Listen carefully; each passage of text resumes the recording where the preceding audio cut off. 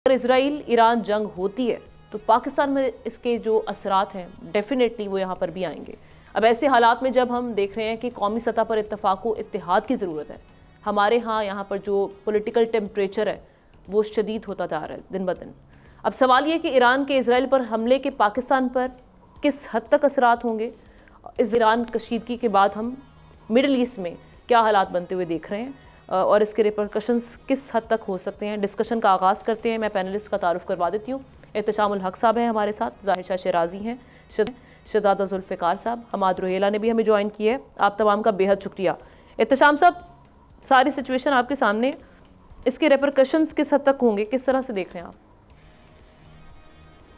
Amna, I am afraid इसके repercussions जो है ना बड़े खौफनाक होंगे और अल्लाह ना करे कि हम भी इस जंग की लपेट में आ जाएं। आप देख लें फौरी तौर पे तो पीआई ने अपनी फ़्लाइट्स कैंसिल कर दी हैं कि उस ईरान की तरफ नहीं जाएंगी। पहला तो आप देखें रिएक्शन ये हुआ। अगर हम रिकॉर्ड को देखें तो नेतन्याहू भी जो है ना वो 2-3 दफ़ा कह चुके हैं माजी में कि जी हमारे इस वक्त दुश्मन पाकिस्तान और ईरान ही हैं। अब जिस अंदाज से प्रवोक करके ना, मुझे याद आ रहा है जब पहली दफ़ा हमला किया था इराक़ पे कब्ज़ा करने के लिए अमेरिका ने, तो एलीट फोर्स का बड़ा जिक्र होता था। CNN, BBC, वो बड़े बड़े अदारे कहते थे जी ये इराक़ की बड़ी ज़बरदस्त सद्दाम हुसैन की फ़ोर्स है, अमेरिका को तबाह कर देगी। जिस वक्त वो दाखिल हुए कोई आप देखते हैं रिटेलिएशन नहीं हुई और कब्ज़ा कर लिया था उन्होंने। बिल्कुल उसी पैटर्न पे हम देख रहे हैं कि जो है ना प्रवोक कर रहा है इजराइल ईरान को कि वो जवाब दे। इजराइल ने जवाब दिया, ईरान ने जवाब दिया और वो कहते हैं कि जी हमारी तरफ से तो बस वन ऑफ था, हमने बदला ले लिया। तो दमिश्क में हमारे कौंसल खाने पे हमला किया था और इस्माइल हानियों को मारा था, हमने बदले लिया, हमारी तरफ से ख़त्म। लेकिन दूसरी तरफ से कह रहे हैं कि जी विल पनिश, नेतन्याहू कह रहा है पनिश, और इतलात ये आ रही हैं कि वो प्लान कर रहे हैं कि किस तरीके से इनकी ऑयल फैसिलिटीज़ पे ईरान पे हमला करना है।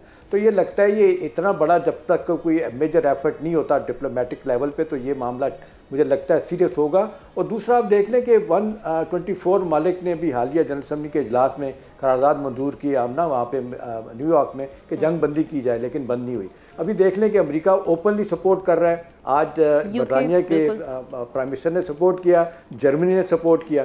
लेकिन देखें अमेरिका की इस वक्त मसला यह है कि इलेक्शन हो रहे हैं 5 नवंबर को, और बाइडन साहब के लिए मुश्किल हो रही है क्योंकि अब सियासी साख भी रखनी है, इलेक्शन भी जीतना है। क्योंकि ट्रम्प कह रहा है कि मैं जंग बंद कराऊंगा और ये जंग यही चाह रहे हैं, तो वो बड़ा एक दबाव में है वहाँ पे जितना आ सकता है वोटर की तरफ से।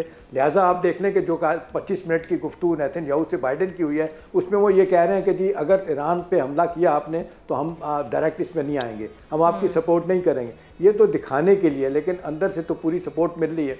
अभी देखें 180 जो बैलिस्टिक मिसाइल इंटरसेप्ट किए हैं वो सारे के सारे अमेरिका और बरतानिया ने किए हैं, सारी की सारी टेक्नोलॉजी उनकी तरफ है। तो मामला इस वक्त यह है कि मुझे लग रहा है ज़ाती तौर पे हमना आई मे बी इंटायरली रॉन्ग कि ईरान का स्टेज पे इस तरीके से प्रवोक जिसका कराया जवाब दे दिया, ये मामला जिसको कहते हैं अनरिवेंज नहीं जाएगा, वो ये ज़रूर करेंगे। और इस वक्त जितना आप देख लें कि अनपॉपुलैरिटी हो चुकी है नेतन्याहू की, प्राइम मिनिस्टर इसराइल के, अब वो क्या है इसके बाद उसकी पॉपुलैरिटी का ग्राफ दोबारा बनना शुरू हो गया है। जो पार्टी के अंदर झगड़ा था उसमें बड़ी तब्दीलियाँ आ गई हैं। तो अब यही लग रहा है कि जब फौरी तौर पर इसको डी एस्केलेट करने की, अब देखें ये डी एस्केलेट करने के नाम पे इसको एस्केलेट कर रहा है इसराइल, और जिस तरीके से एक रैम्पेंट किस्म की सपोर्ट उसको सारी दुनिया से मिल रही है। अभी आपने देखा कि अमेरिका में थोड़ा सा पहले इसराइल सेनेट में जाके नेतन्याहू ने खिताब किया, कितनी स्टैंडिंग ओवेशन थी। उसने कहा कि हम गजा में क्या पूरे के पूरे इस इलाके में ना कोई बच्चा छोड़ेंगे, ना औरत छोड़ेंगे, ना मर्द छोड़ेंगे, और तालियां बेतालियां बज रही। तो अमेरिका बरतानिया सपोर्ट कर रहे हैं। असल बात है कि हमारा OIC